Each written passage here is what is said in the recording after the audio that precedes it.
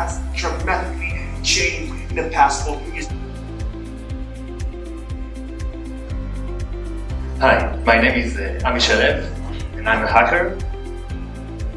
Authorities require businesses to adopt effective security measures in order to increase the trust by consumers. So we work to protect passengers' data and safety, we work to protect system suppliers and operating brands. Data domains that we're looking at are very different.